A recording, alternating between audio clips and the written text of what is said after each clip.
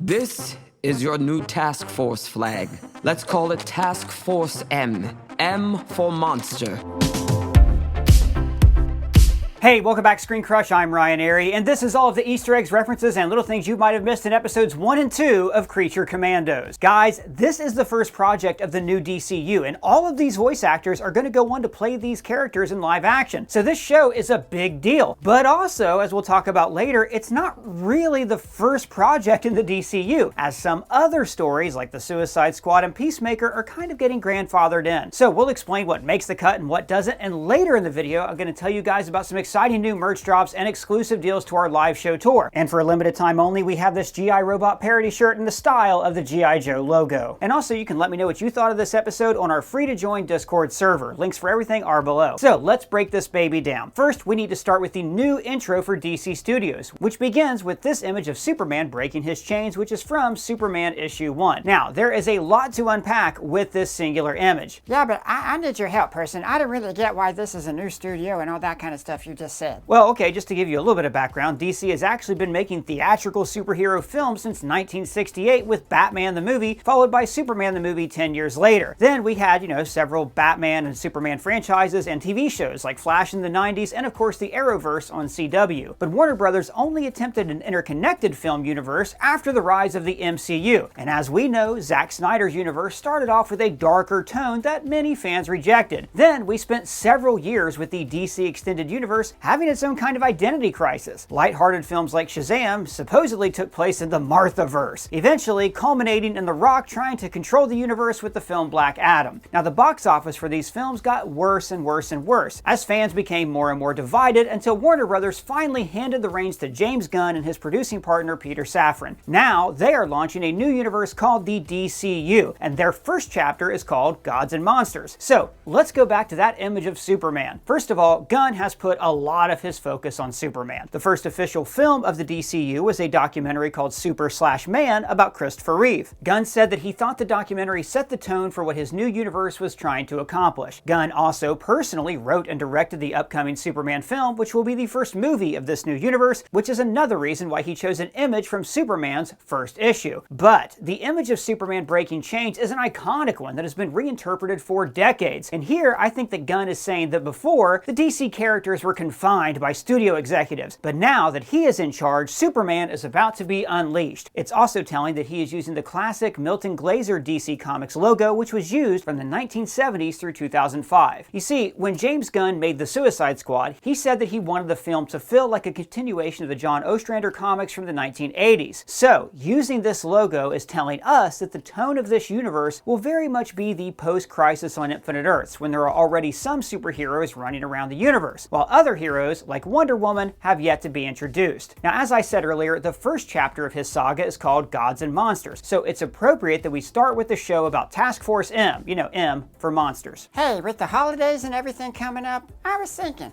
maybe we should start I don't know, doing something to make the world a better place. Oh, you mean like destroying every VHS copy of Batman and Robin? No, well, yes, but I mean helping people, like charities and stuff. Oh, well, actually, I already donate to many charitable causes through Bono, a digital service that makes it easy for us to make a difference in the world. Guys, I used to think that donating to charities was only for the billionaires, but Bono makes it so easy to donate to causes that I care about. Here's how it works. When you sign up, you're given a list of causes. I chose stopping animal suffering, empowering gender equality, and embracing American veterans. And then you choose your amount for your monthly donations, and they start at just $5. Remember, this holiday season, guys, there are families that can't afford a basic meal for their kids, let alone a large Christmas dinner. Now, after we posted our first ad for Bono, so many of you stepped up to help. And together, we have fed more than 60 military families, sponsored 8 salary negotiation courses for young women, and provided 37 family medical kits. Thank you all so much. Now, this holiday season, I hope more of you find the time and money to keep helping us out. One thing I love is that with Bono, you can go to your profile and see the exact impact that your donations have made. For instance, my donations supported an organization called Homes for Our Troops, which just built a specially adapted home for Marine Sergeant Craig Brady. There are just so many problems in the world. I always feel overwhelmed and don't know where to begin to help people. But Bono makes this so easy. They send you a weekly impact report where you can see exactly what charities your money money helped to fund. I rescued 6 pigs from a research lab. I funded coding classes for little girls, and I'm feeding and clothing veterans. So you know your money is being put to good use. There's no service fee. 100% of your donation goes toward your causes. Now you can start donating today by clicking our link in the description or scanning this QR code and using our code SCREEN5OFF. The first 50 people who use the link will get $5 toward your first donation. This is an amazing way to help people out during the holidays who are worried about their next meal, who just want to provide a nice holiday for their families. Thank you guys so much. Now, back to what I was saying. Now, Creature Commandos had a very different origin in the comics. They were introduced in the low-selling anthology series Weird War Tales as a group of human soldiers who became classic horror monsters after government experimentation. Eventually, the Weird War anthology stories kind of fell by the wayside, and the comic became focused on stories about this team and about G.I. Robot. And then, in 1986, the entire DC Comics universe was rebooted with an event called Crisis on Infinite Earths, which modernized many DC characters. Following the reboot, Task Force M was reimagined as the brainchild of a group called SHADE, which stands for Superhuman Advanced Defense Executive. Now, during the New York Comic Con panel, James Gunn said that the structure of the show is going to be a lot like Lost, with this episode focusing on the group and each one after unraveling the mystery of how they all came to be where they are. Now, earlier I said this show is the first of the new DCU, but as we see in this episode, that's not quite the case. In this new universe, Amanda Waller is still played by Viola Davis, who played her in David Ayer's Suicide Squad, James Gunn's The Suicide Squad, and James Gunn's Peacemaker spin-off show. But this show also references the events of the Suicide Squad and Peacemaker. Waller mentions that Weasel survived the invasion of Corto Maltese, which we did see in a mid-credit scene from the Suicide Squad.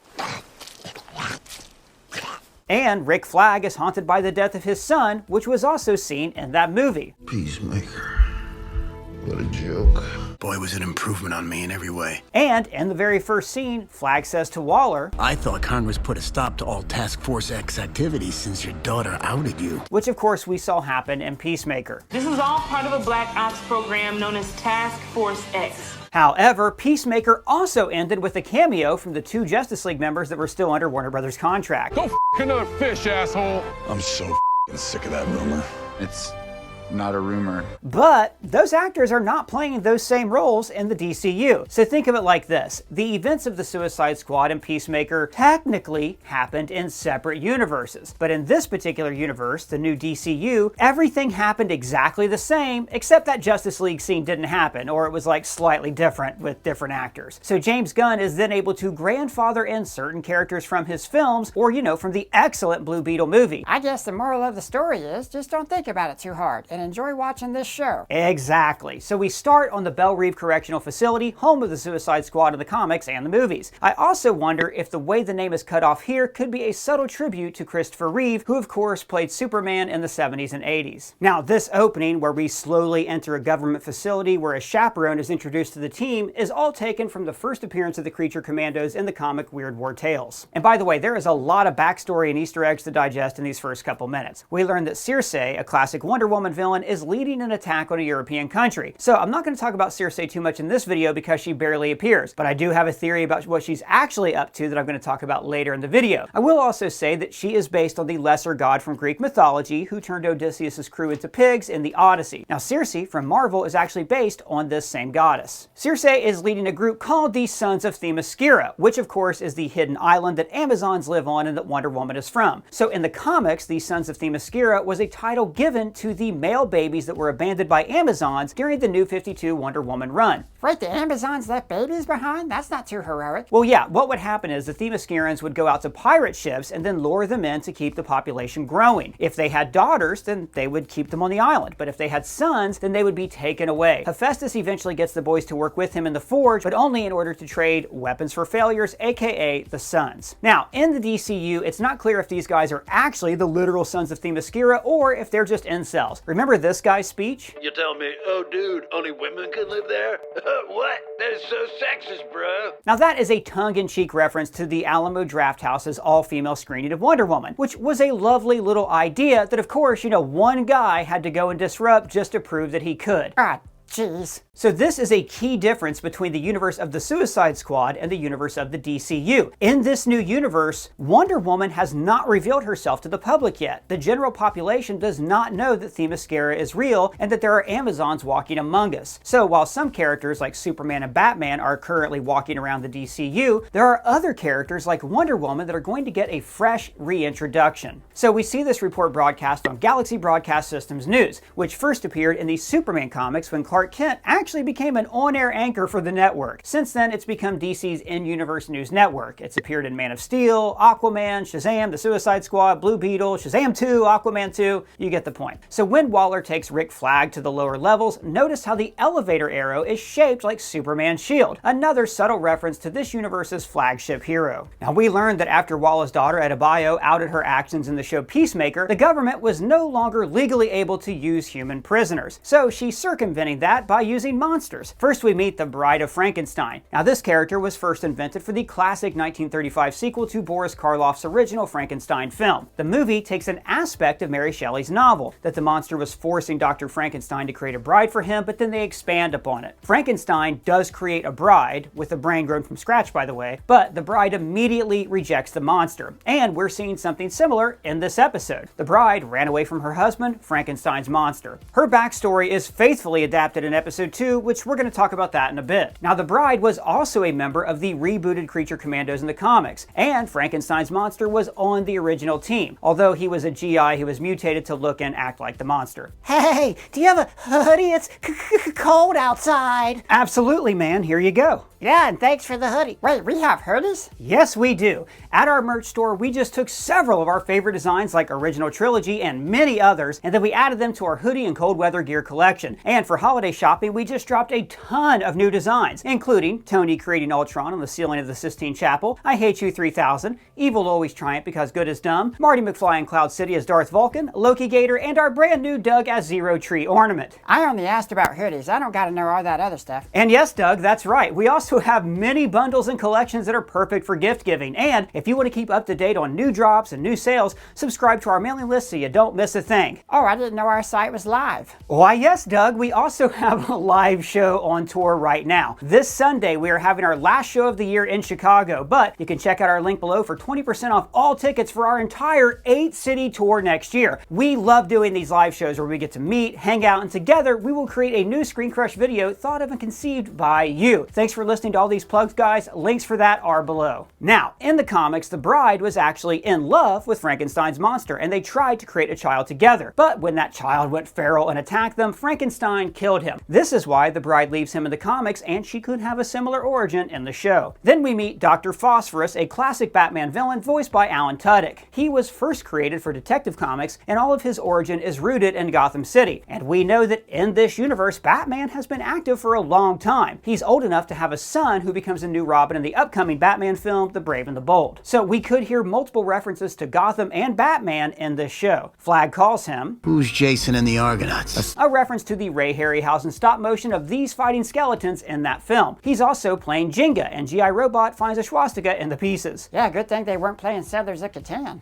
Now, G.I. Robot was another recurring character in Weird War Tales. There have actually been 6 versions of the character over the years, but notice this one has the number 2 on his helmet. This marks him as Jake number 2, who is the 3rd version overall. Just like in the show, Jake 2 was great at killing Nazis. Nina Mazursky in the comics created the Creature Commandos in that post-crisis DC universe. And actually, for the 2nd iteration of the team, she mutated herself into the aquatic species that we see in this show. So, I doubt if she has any connection to Atlantis or any undersea kingdom. She's just a mutated human who feels lonely and seeks connection.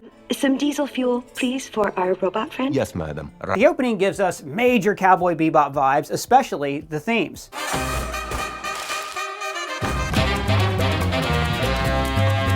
We also get our first look at David Harbour as Frankenstein's monster and the episode title, The Collywobbles, which means uneasiness in the stomach. In other words, the feeling that not all is right with this strange Eastern European nation. So when they're flying into the nation, the bride recognizes it. Are we in goddamn Pocolistan? You've been here before? Because, as we learn, this is where she's from. So then the first line of the song hits, and it's so appropriate. I go back to my hometown, incognito. The song is called My Gypsy Autopilot by Gogol Bordello, and it's about a traveler who can never call any place home. It's fitting for the bride, and also for the rest of the team. After seeing portraits of the ugly inbred royals, we meet Princess Ilana. She is a new character who James Gunn created for the series, and she's voiced by the hilarious Maria Bakalova, who also voiced Cosmo in Guardians 3. You're a bad dog. Do not say that to me! At the New York Comic Con panel, Gunn said that he cast her because he needed someone who spoke Bulgarian, and that she was actually the first person to ever be cast in the DCU, not counting like Viola Davis. Now then her general makes many outdated references, from the hidden camera show The Jamie Kennedy Experiment to this. Which was from a beer commercial in the 90s, but then Adult Swim reimagined this with the DC Super Friends characters in the 2000s. He also mentions the Super Bowl Shuffle, a song and dance popularized by the champion Chicago Bears in 1985. Hip-hop has come a long way. Yes, he also mentions this 1980s commercial starring the name-dropped Clara Peller. Where's the beef? And believe it or not, that phrase was so popular that presidential candidate Walter Mondale used it in a presidential debate in 1984. Where's the beef? Our political discourse has not come a long way. Now, if I could put on my theory hat here, Cersei's power is to transform people or herself. In the comics, at one point, she turned herself into a woman named Donna Milton, who then became Wonder Woman's best friend. It's actually a pretty great storyline and super creepy in hindsight. So I think it's very likely that Cersei is actually the princess and that she's slowly poisoning the queen. Yeah, Wormtongue style. Yes. Now outside, Flag tells her, supposedly murdered 27 children. Which was also his crime in the Suicide Squad. Not harmless, he's killed 27 children, but you know, we got him to, I think, he's agreed to do this. We also learned that Rick Flag Jr. passed away 2 years ago, which means this show takes place about a year and a half after Peacemaker Season 1. He also mentions his late wife, and in his origin comic, Secret Origins number 14, his wife actually dies pushing their son out of the way of a moving car. Now, one interesting thing about this show is how it sets the tone for the rest of the DCU. While it took us 15 years to get our first F-bomb in a Marvel movie, James Gunn gets it out of the way in this first episode, and also introduces some tasteful side nudity. I don't think we'll ever see this kind of content in, say, a Superman movie, but right away he is establishing that this universe has wider boundaries than the completely family-friendly Marvel Cinematic Universe. Fury, you son of a bitch. Ooh, you kiss your mother with that mouth? But my favorite character in the show by far is G.I. Robot because we share a similar interest. G.I. Robot would like to kill Nazis with you.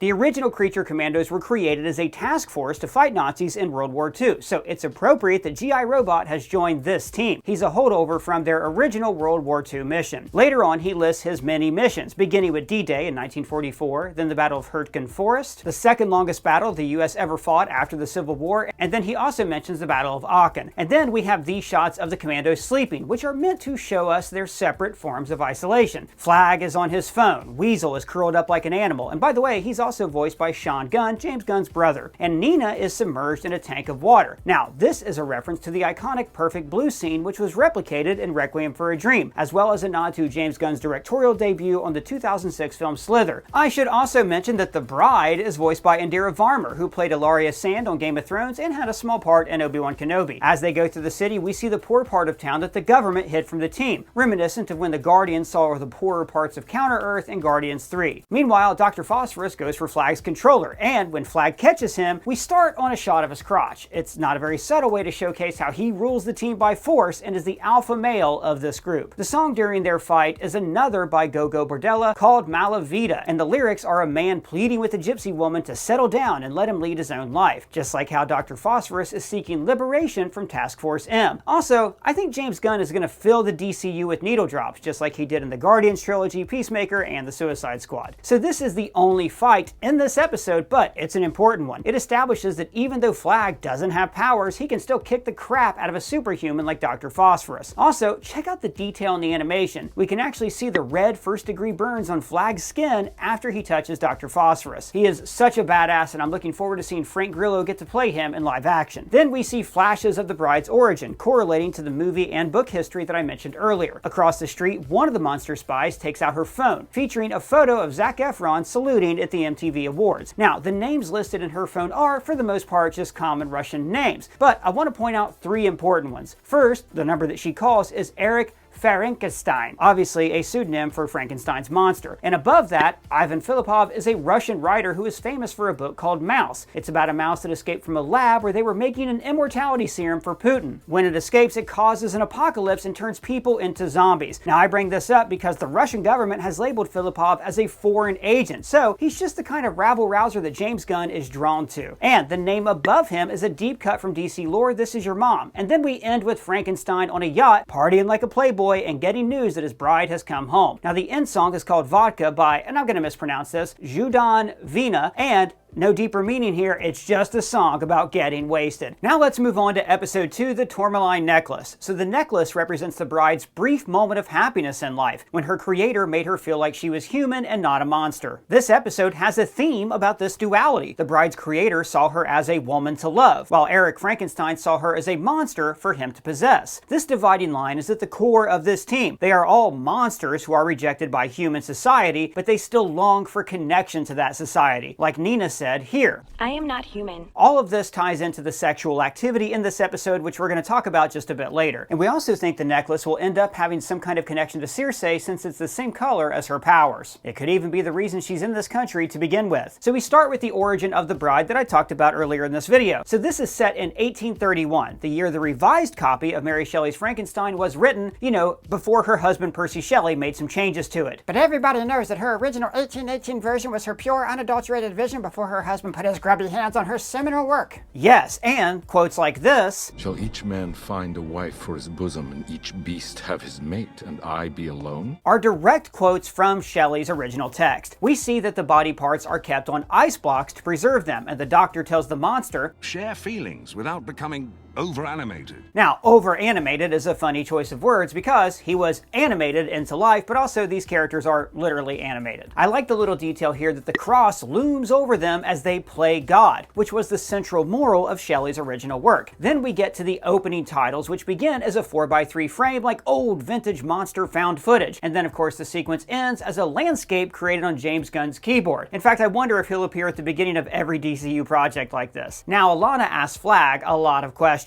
What does that do? So with the remote, you control them. And I don't know, guys, I do think that she is being manipulated by Circe in some way. There's something to this. Like, I think we'll look back on her sex scene with Flag and see that it has parallels to the bride and the monster. What do you mean? Okay, so I'll skip ahead and just talk about all this now. When the bride fights Circe, the violence on the table is intercutting with her making love to her creator, which makes sense. You know, life is created through this same act of love. However, this act of love with the doctor also inspires an act of violence from Eric. So we're seeing a pure, natural act being linked to violence and manipulation. In the same way, Ilana manipulates Flag into having relations with her, and these relations sound pretty violent.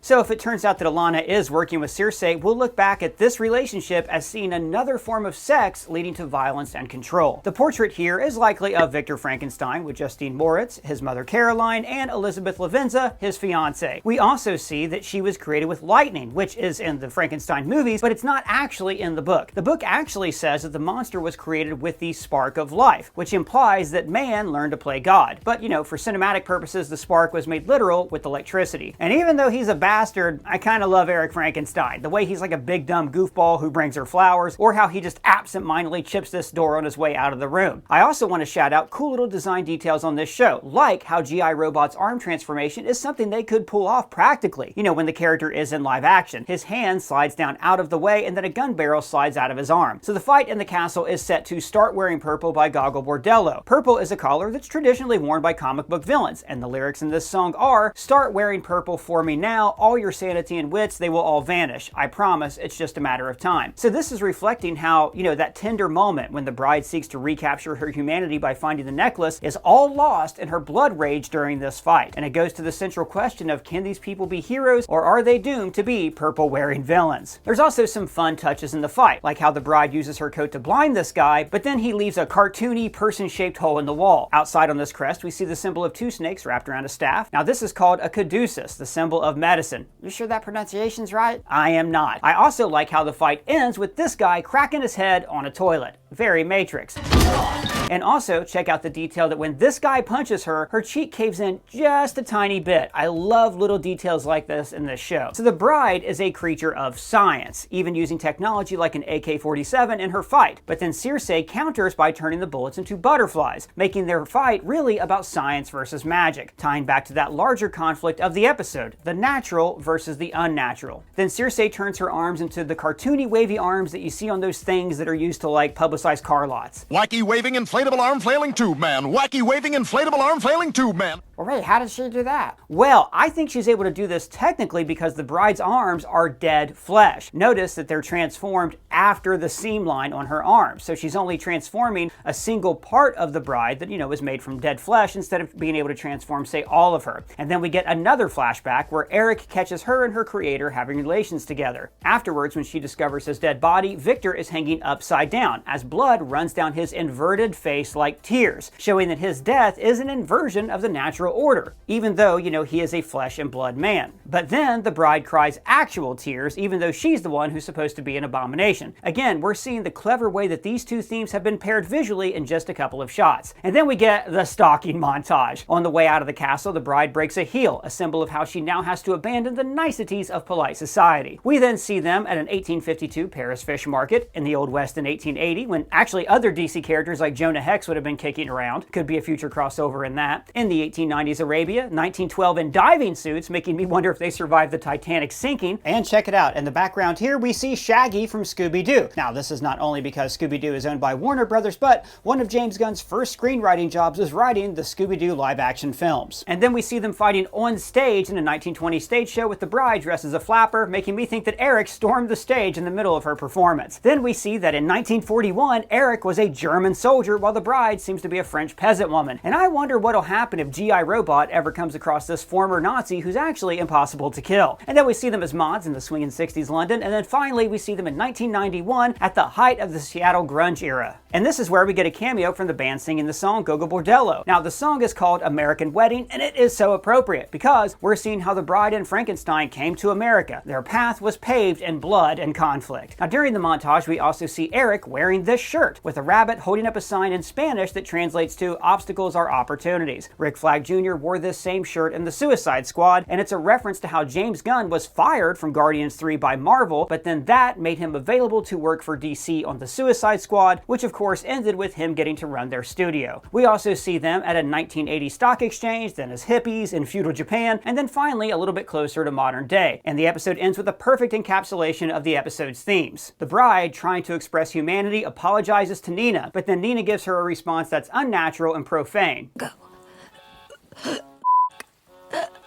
Yourself. And of course, the F word she uses can be used to describe both the act of love and an act of violence. Once again, pairing this episode's themes nicely into one single sentence that closes out the episode. So guys, huge shout out to Lee Mazzio for his observations in writing this video, and I want to know what you guys thought of Creature Commandos down in the comments below. Don't forget to check out all of our merch drops and our live show discount that you can find in the description below. And hey, you can also find me on what is it now? It's like X and Threads, and of course, on our free Discord server. I'm on there all the time, and it's so much fun. And I want to know what you guys think down in the comments. And if it's your first time here, you can subscribe and smash that bell for alerts. For ScreenCrush, I'm Ryan Airy.